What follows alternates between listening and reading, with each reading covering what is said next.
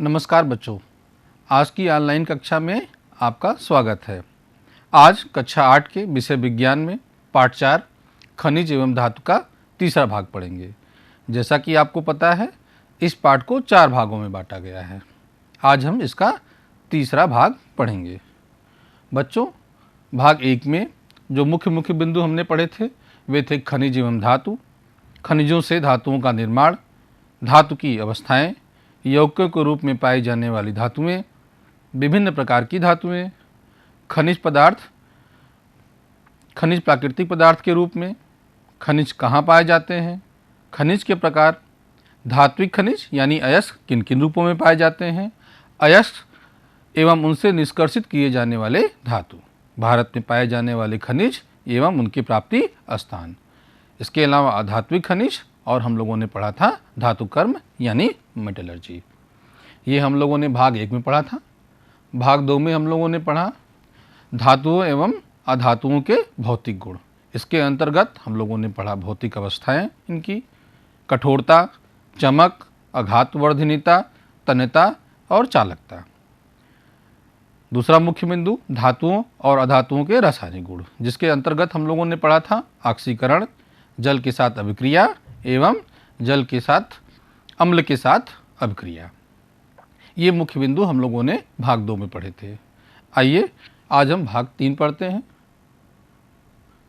आज हम जानेंगे उपधातु के बारे में। धातु और अधातु में क्या अंतर होता है यह जानेंगे। धातुओं का घरेलू और औद्योगिक उपयोग, धातु का संक्षारण या उसको इंग्लिश में बोलते हैं करोजन। कुछ धातुओं में संक्षारण को समझेंगे और अम्ल के साथ धातुओं का संक्षारण किस प्रकार होता है, इस बिंदु पर भी हम लोग चर्चा करेंगे। आइए पढ़ते हैं उपधातु के बारे में। जैसा कि आप लोगों ने पढ़ा था कि हमने तत्वों को 2 भागों में विभाजित किया था, एक धातु और दूसरा अधातु। कुछ ऐसे तत्व होते हैं जिनके कुछ गुण धातुओं से मिलते हैं और कुछ गुण अधातुओं से मिलते हैं। तो ऐसे तत्व जिनमें अधातु तथा धातु दोनों के ही गुण पाए जाते हैं, इन्हें हम उपधातु कहते हैं, या इसको इंग्लिश में हम लोग मेटलॉइड्स कहते हैं। इसके उदाहरण हैं बोरान, सिलिकॉन, जर्मेनियम, आर्सेनिक तथा एंटीमनी। इसके अलावा और भी उपधातु हैं। बच्चों, उदाहरण हम लेते हैं यहाँ पे जर्मेनियम का। अगर आप जर्मेनियम को देखेंगे तो इसके अंदर धातुओं की तरह चमक पाई जाती है, लेकिन यह अधातुओं की तरह भंगुर होता है, यानी आप हथौड़ी से इसको पीटेंगे तो यह टूट जाएगा।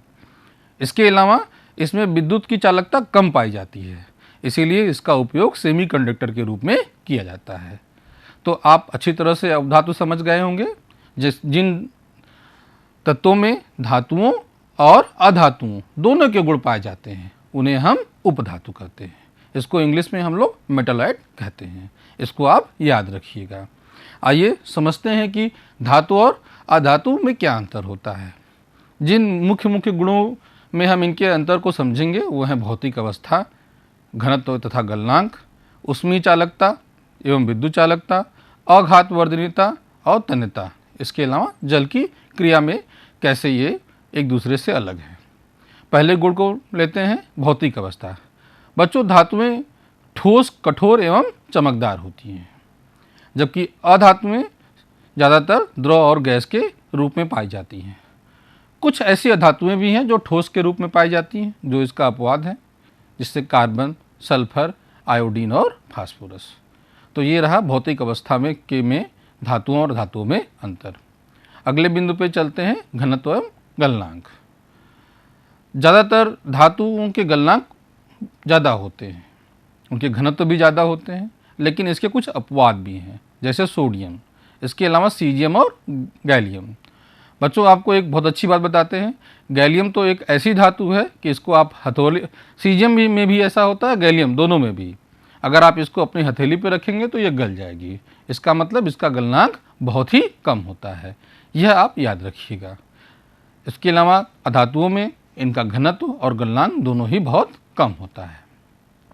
आते हैं अपने तीसरे गुण पे, ऊष्मीय एवं विद्युत चालकता। बच्चों, जब हम लोगों ने धातु पढ़ा था तो वहाँ पे भी हम लोगों ने पढ़ा था धातु ऊष्मा एवं विद्युत के सुचालक होते हैं, जबकि अधातु ऊष्मा तथा विद्युत के कुचालक होते हैं। तो इस अंतर को आप याद रखिएगा। अगला गुण है आघातवर्धनीयता और तन्यता। जैसा कि आप जानते हैं आघातवर्धनीयता क्या है, जब हम किसी धातु को हथौड़ी से पीटते हैं तो वो चपटा हो जाता है और फैल जाता है। इस गुण को आघातवर्धनीयता कहते हैं। और अगर उसको हम खींचें तो वो तार में बदल जाता है, बड़ा तार और बड़ा खींचेंगे और बड़ा होता चला जाएगा, तो इसको हम लोग तन्यता कहते हैं। जो धातु होते हैं वो आघातवर्धनीय एवं तन्य होते हैं। इसके अलावा अधातु ये भंगुर होते हैं, यानी आप इसको हथौड़ी से पीटेंगे तो ये टूट जाएंगे, ये चपटे नहीं होंगे। और ये तन्यता विहीन होते हैं, इनको तारों में नहीं बदला जा सकता खींच करके। तो ये गुण भी आप याद रखिएगा। आइए सबसे आखिरी पॉइंट अपना लेते हैं, जल से क्रिया। जो सक्रिय धातुएं होती हैं जैसे सोडियम, वो सामान्य ताप पर क्रिया करके हाइड्रोजन गैस निकालती हैं, किंतु अधातु सामान्य ताप पर जल से क्रिया नहीं करते। तो एक सामान्य सा उदाहरण है, आप इन 5 बिंदुओं को याद रखिएगा और इनको अपनी कॉपी में भी लिख लीजिएगा। आइए हम आगे पढ़ते हैं धातुओं का घरेलू एवं औद्योगिक उपयोग।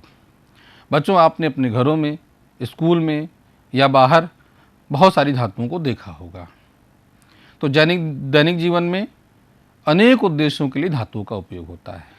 वाहनों में, हवाई जहाज़ों में, रेलगाड़ियों में, उपग्रहों में, औद्योगिक उपकरणों में, इन सब को बनाने के लिए बहुत ज़्यादा मात्रा में धातुएं प्रयुक्त होती हैं। आपने अपने घरों में बहुत सारी धातुएं देखी होंगी। आपके घर का आगे का दरवाज़ा लोहे का होता है, वो भी एक धातु है। आपने स्कूल में खिड़कियां, दरवाजे, ये सब धातु के देखे होंगे।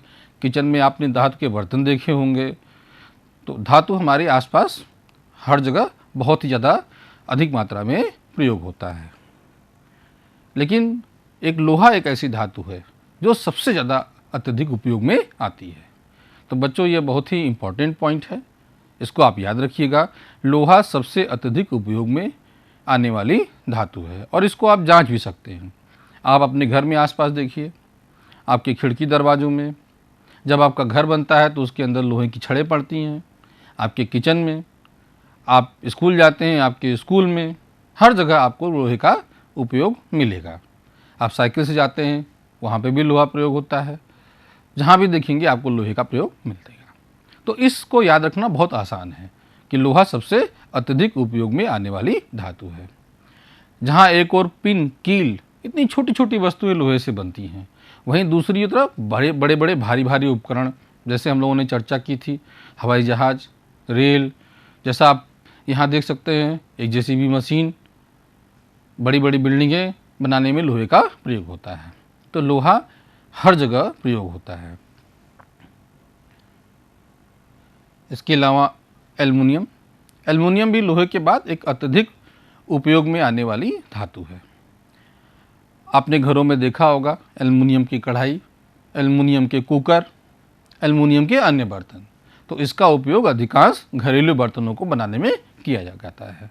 आप इसको अपने घर में भी देख सकते हैं। इसके बाद तांबे का ज़्यादातर उपयोग विद्युत उपकरण बनाने में किया जाता है। तांबों से तार भी बनाए जाते हैं। आप कहीं अपने घर में कोई तार अगर छील कर देखें तो उसमें आपको तांबा दिखाई देता है। लेकिन तांबा एक महंगी धातु हो गई है, इसीलिए आजकल तार बनाने में हम लोग एल्युमिनियम का भी प्रयोग करने लगे हैं। तो विद्युत के केबल बनाने के लिए एल्युमिनियम के तारों का उपयोग भी अब होने लगा है। चित्र में आप एल्युमिनियम के केबल देख सकते हैं। एक कढ़ाई भी बनी हुई है जिससे आपको किचन याद आ जाएगा। कुकर को याद करिए और किचन के अन्य सामानों को याद करिए जो कि एल्युमिनियम से बने हुए हैं। तो एल्युमिनियम भी एक ऐसा धातु है जो आपके घर में खूब यूज होता है। जैसा कि हम लोगों ने पढ़ा था, धातुएं ऊष्मा की सुचालक होती हैं। अगर ऊष्मा की सुचालक होती हैं तो इनका उपयोग हम बर्तन बनाने में और बॉयलर बनाने में कर सकते हैं। तो इनका उपयोग बर्तन और बॉयलर बनाने में किया जाता है। और इसके लिए कौन कौन सी धातुएं उपयोग में लाई जाती हैं? लोहा, कॉपर और एल्युमिनियम। सोना और चांदी का उपयोग आभूषण बनाने के लिए होता है। इसका कारण है कि सोना और चांदी सबसे अधिक आघातवर्ध है। इसका मतलब जब इनको हम अगर हथौड़े से पीटें तो ये चपटे और चपटे होते जाते हैं। इसीलिए इनकी पतली पतली चादरें बनाई जा सकती हैं और इसी गुण के कारण इनके अधिक से अधिक आभूषण बनाए जाते हैं। और ये एक ऐसी चीज़ है कि जो सबसे महंगी भी है और लोगों को पसंद भी आती है। आइए चलते हैं नेक्स्ट स्लाइड पे।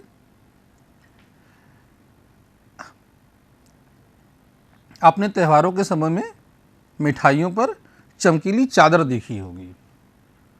ये चमकीली चादर किस चीज़ की बनी होती है? ये चांदी की बनी होती है। तो मिठाइयों को सजाने के लिए हम उस पर चांदी की पतली पन्नियों का उपयोग करते हैं और ये पतली पतली पन्नियाँ इस वजह से बन पाती है कि चांदी एक आघात वर्धनीय धातु है, यानी इसकी पतली से पतली पन्नी बनाई जा सकती है। आप चित्र में भी देख सकते हैं कितने अच्छी तरह से मिठाइयों को इस पे चांदी के अर्क से सजाया गया है। इसके अलावा एल्युमिनियम का भी उपयोग होता है। खाने की वस्तुओं, दवाइयों, चॉकलेट या और भी वस्तुओं में आपने देखा होगा कि एल्युमिनियम की पन्नियों का प्रयोग किया जाता है। खाने को पैक करने में भी एल्युमिनियम का प्रयोग किया जाता है। यह भी इसके इसी गुण के कारण संभव हो पाता है। तो आपने इस तरह के एल्युमिनियम के रोल भी देखे होंगे जिनका उपयोग हम लोग खाने को पैक करने में करते हैं। इसके बाद बच्चों हम पढ़ते हैं धातुओं के संक्षारण के बारे में, यानी करोजन के बारे में। करोजन एक ऐसी चीज़ है जिसको आपने अपने आसपास देखा होगा। ये बहुत ही ऐसी आसान चीज़ है जो हर जगह आसानी से दिख जाती है। और अगर आप कोई लोहे की कील वगैरह कहीं छत पे आप छोड़ दें बरसात में 2-3 दिनों के लिए, तो आपको उसके ऊपर संक्षारण यानी करोजन दिख जाएगा। आपने देखा होगा कि लोहे की कील, पेंच, पाइप, रेलिंग यदि कुछ समय तक वायु में खुले पड़े रहे तो उनकी सतह पर लाल भूरे रंग की परत जम जाती है। आपने हो सकता है अपने घर में भी देखा हो, आपने अपने मोहल्ले में देखा हो सकता है आपके विद्यालय में। आप ध्यान से देखिएगा, आपको ये भूरी परत वहाँ पे मिल जाएगी। आखिर ऐसा क्यों होता है? तो धातु की सतह पर ऑक्सीजन और नमी दोनों की उपस्थिति में उसका यौगिक बनकर धातु की एक परत के रूप में उतरने लगता है और ये परत के रूप में उतरने से धातु का संक्षारण होता है, करोजन होता है। और लोहे में इसी संक्षारण को हम लोग जंग लगना कहते हैं। चित्र में आप देख सकते हैं किस प्रकार लोहे में जंग लगी हुई है। और आपने अपने घरों में भी देखा होगा, जब लोहे में जंग लग जाती है तो धीमे धीमे धीमे लोहा पतला और पतला और पतला होते होते धीमे धीमे लोहा खत्म हो जाता है और ऊपरी परत पपड़ी की तरह निकलने लगती है। तो जो परत पपड़ी की तरह निकलने लगती है वो असल में आयरन ऑक्साइड होती है, या उसको हम लोग रस्ट या उसको हम लोग जंग भी कहते हैं। और इसको आपने आसपास देखा होगा और इस बार आप ज़रूर देखिएगा, प्रयास करिएगा, जानने की कोशिश करिएगा। आप जानने की कोशिश करिएगा कि छू करके कि क्या वो पपड़ी की तरह निकल रहा है, और आप उसके रंग को भी अपने कॉपी में नोट करिएगा और अपने स्कूल में अपने टीचर को ज़रूर बताइएगा। उनको सुन करके बड़ा अच्छा लगेगा कि आपने जंग के बारे में क्या क्या सीखा और क्या क्या अपने से जाना।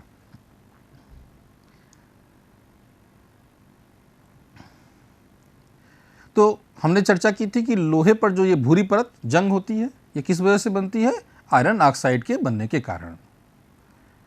ये परत पपड़ी की तरह धीमे धीमे बाहर निकल जाती है।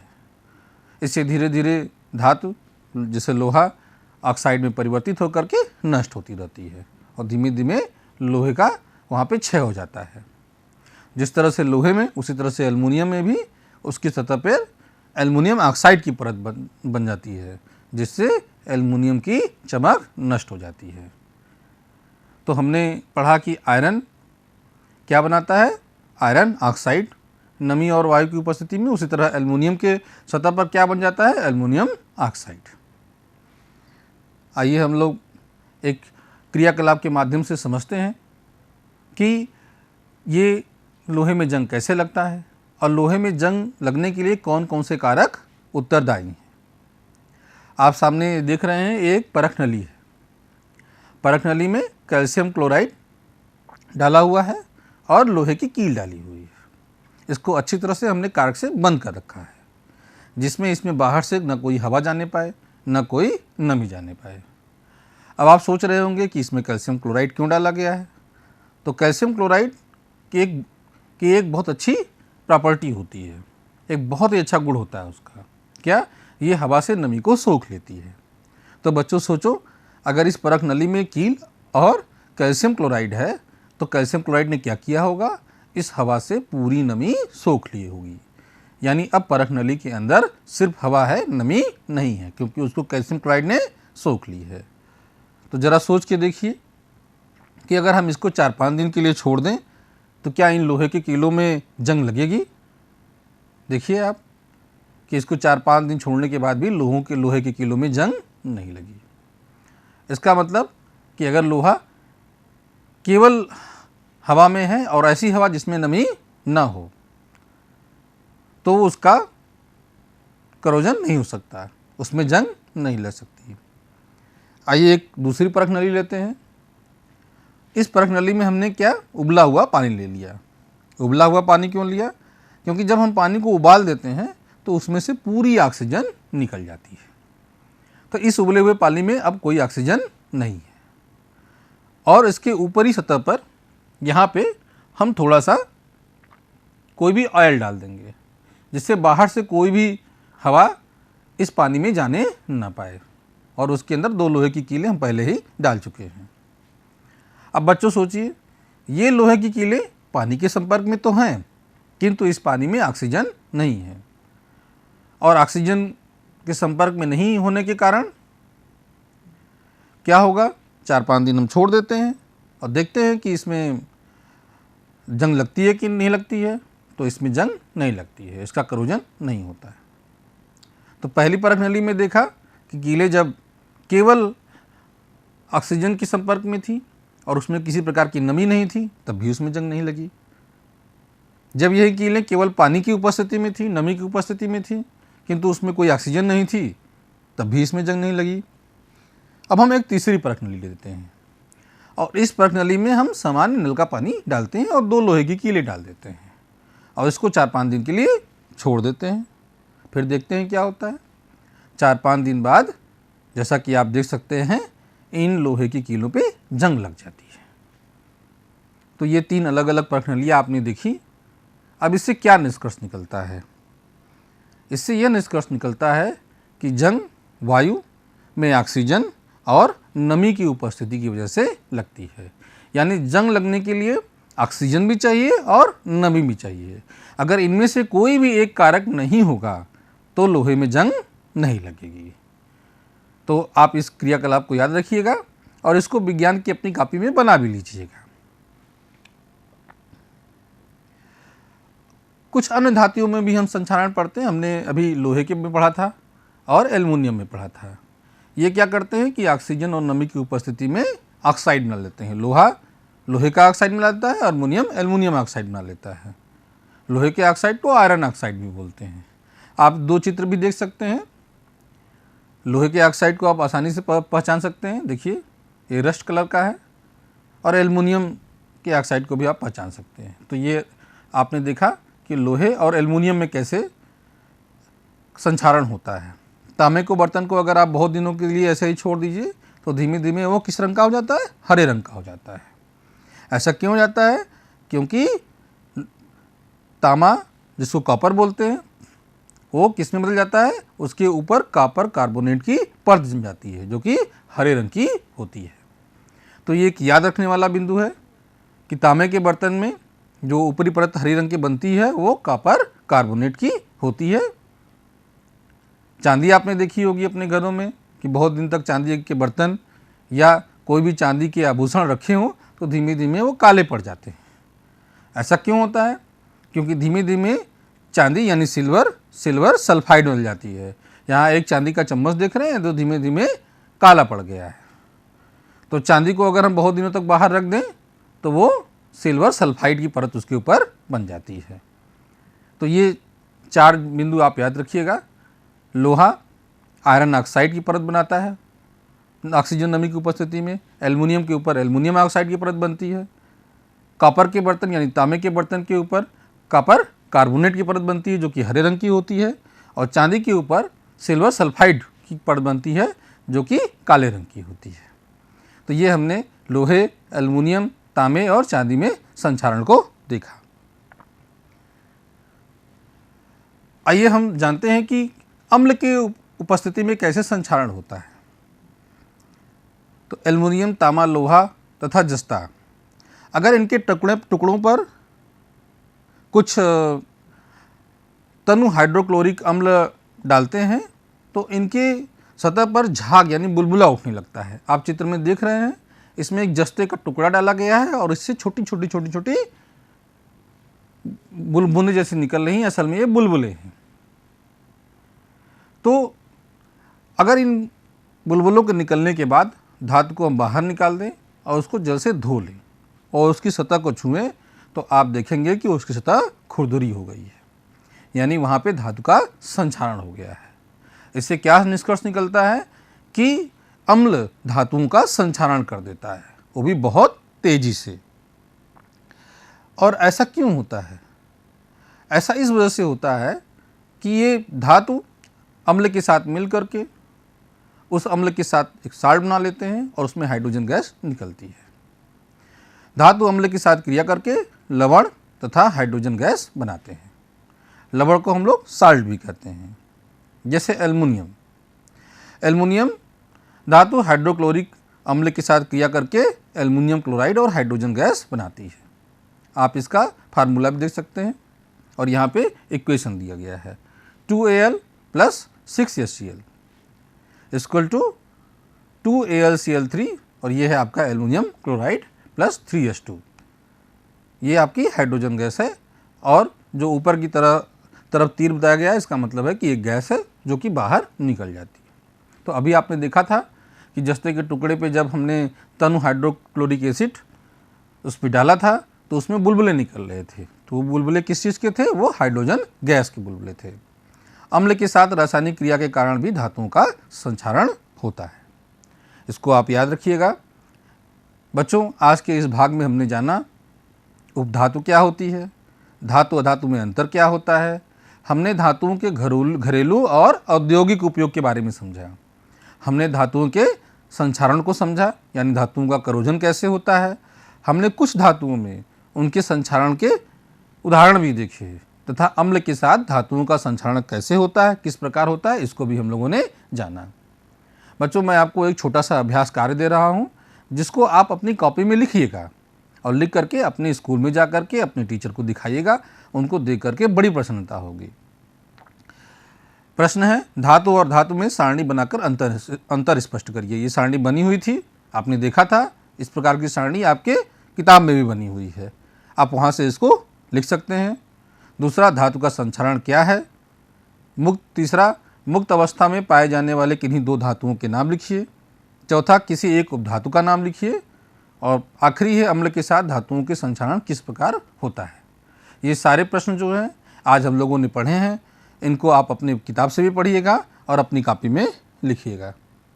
एक बहुत अच्छा सा हम लोग यहाँ पे कुछ प्रश्न हैं उनको करने की कोशिश करते हैं।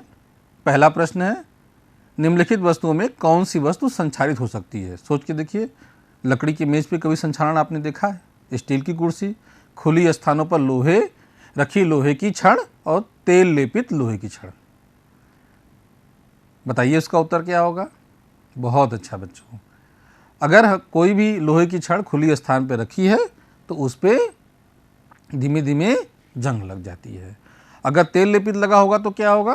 लोहा नमी और वायु के संपर्क में नहीं आएगा और उस पर जंग नहीं लगी। स्टील में जंग नहीं लगती है और लकड़ी की मेज़ पे भी जंग नहीं लगती है, तो उसका संक्षारण नहीं होता है। दूसरा है, सबसे अधिक उपयोग में आने वाली धातु, उसके बारे में हमने पढ़ा, आप पढ़ा था, बताइए कौन सा होगा। बहुत अच्छा, ये है लोहा है। आइए एक बहुत बढ़िया सा स्तंभ मिलाने वाला हम लोग प्रश्न करते हैं। यहाँ पे स्तंभों को आपस में मिलाना है। एक तरफ अयस्क दिए हुए हैं और दूसरी तरफ दिया गया है कि वो किस धातु का अयस्क है। इसको मिलाइए, याद करिए बॉक्साइट किसका अयस्क है।